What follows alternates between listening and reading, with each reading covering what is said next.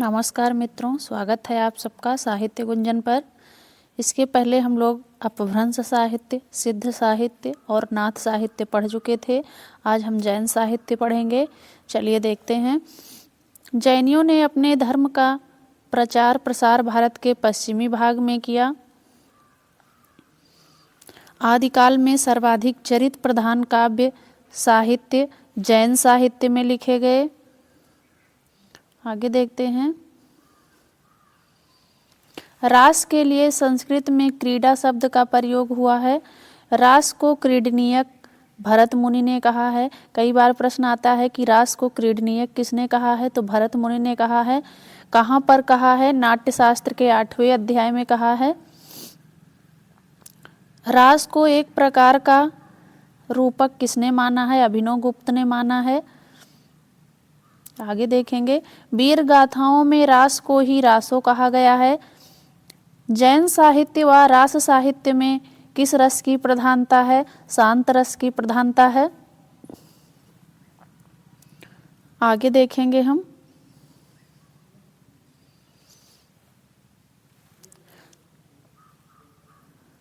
लोक जीवन में कृष्ण की बाल लीलाओं के लिए रास शब्द रूढ़ हो गया। गायन व लेखन शैली को रास शैली कहा गया है। रास शैली का प्रभाव 14वीं शताब्दी तक व्याप्त रहा। आगे देखेंगे। आचार शैली में घटना के स्थान पर उपदेशात्मकता की प्रधानता है। फागु शैली में स्त्री पुरुष के विनोदपूर्ण कोलाहल के माध्यम से चमत्कारपूर्ण बातें की गई हैं। आगे देखेंगे। जैनाचार्यों द्वारा अपने तीर्थंकरों के चरित्र का वर्णन चरित्र शैली में किया गया है। हिंदू कवियों की अपेक्षा जैन कवियों ने इतिहास की रक्षा की है। किसका कथन है? चंद्रधर शर्मा गुलेरी का कथन है। आगे देखेंगे।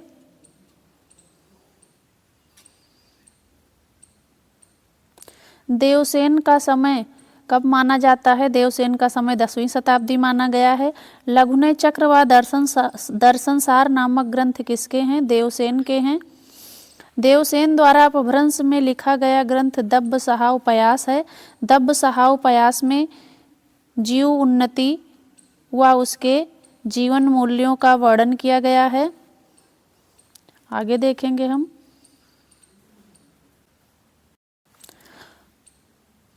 भारतेश्वर बाहुबली रास शालिभद्र सूरी का ग्रंथ है तथा रास छंद में लिखा गया है। भारतेश्वर बाहुबली रास की भाषा अपभ्रंश है। भारतेश्वर बाहुबली रास वीर रस में व कड़वक बद्ध शैली में लिखा गया है। आगे देखेंगे।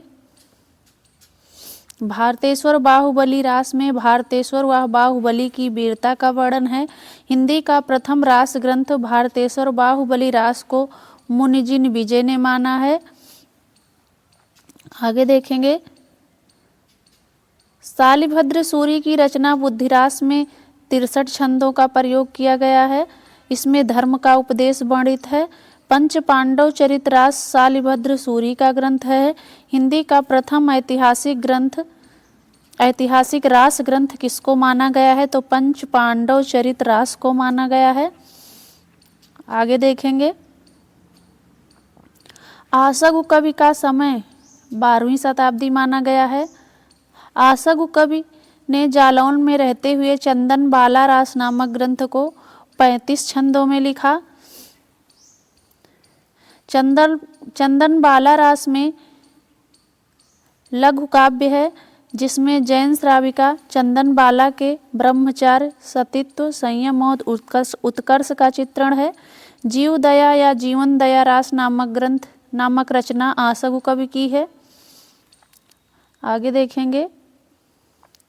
जिन धर्मसूरी का समय 12वीं शताब्दी है। कोसा नाम की वेश्या व स्थूलभद्र तथा उनके गुरु भाई तीनों के चरित्र का वर्णन हमें स्थूलभद्र रास में प्राप्त होता है। आगे देखेंगे। त्रिकोणीय ग्रंथ पर आधारित ग्रंथ स्थूलभद्र रास 1209 ईस्वी में लिखा गया। श्री कृष्ण के जीवन पर लिखा गया रास ग्रंथ नेमिनाथ रास है। आगे देखते हैं। नेमिनाथ रास के रचनाकार सुमतिगण थे जो 1213 ईस्वी में 58 छंदों में लिखा गया है। आगे देखेंगे। नेमिनाथ को कृष्ण का अवतार कहा गया है। रेवंत गिरिरास विजय सेन सूरी की 1231 ईस्वी की रचना है। किस ग्रंथ में यात्रा, जैन संघ तथा मूर्ति स्थापना का वर्णन मिलता है? रेवंत गिरिरास में मिलता है। रेवंत गिरिरास 4 कड़वकों में है तथा यह एक ऐतिहासिक गीत प्रधान रास ग्रंथ है। कलिकाल का सर्वज्ञ हेमचंद्र को कहा जाता है तथा उनका समय 12वीं शताब्दी है। हेमचंद्र गुजरात के सोलंकी राजा सिद्धराज जयसिंह के आश्रय में रहते थे। हेमचंद्र द्वारा कुमारपाल को दिए गए अनेक उपदेशों के संग्रह कुमारपाल प्रतिबोध ग्रंथ में है। प्राकृत का पाणिन हेमचंद्र को कहा गया है। आगे देखते हैं। हेमचंद्र का मूल नाम चंगदेव था। कुमारपाल प्रतिबोध के रचनाकार सोमप्रभु सूरी हैं तथा 13वीं शताब्दी में संस्कृत प्राकृत में यह ग्रंथ लिखा गया।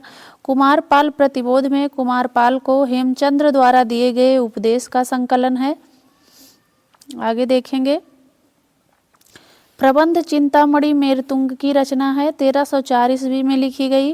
प्रबंध चिंतामणि की भाषा संस्कृत है। राजा भोज के चाचा मुंज के दोहे प्रबंध चिंतामणि में उल्लिखित हैं। आगे देखेंगे। प्रबंध चिंतामणि दोहा विधा तथा 2 चरणों की कथा वर्णित है। ये दोहा विधा में है। अपभ्रंश से पहले दोहा छंद नहीं था। हजारी प्रसाद द्विवेदी ने अपने उपन्यास चारुचंद्र लेख में प्रबंध चिंतामणि के आधार पर 20वीं शताब्दी में इसको लिखा था। आदिकाल के प्रबंध चिंतामणि रचना में दासों को खरीदने और बेचने की प्रथा का वर्णन है। चौपाई छंद में रचित कृष्ण के जीवन पर ग्रंथ लिखा गया ग्रंथ नेमिनाथ चौपाई में विनय चंद सूरी ने नेमिनाथ चौपाई को 1200 ईस्वी में लिखा। आगे देखेंगे। चौपाई छंद में सबसे पहले 12 मासा का वर्णन नेमिनाथ चौपाई में प्राप्त होता है। ये प्रश्न कई बार पूछा जा चुका है कि सबसे पहले चौपाई छंद में 12 मासा का वर्णन कहाँ मिलता है, तो नेमिनाथ चौपाई में मिलता है। यहीं पर वीडियो समाप्त होती है। आप लोग को अच्छी लगे तो लाइक, सब्सक्राइब, शेयर और कमेंट जरूर करें। धन्यवाद।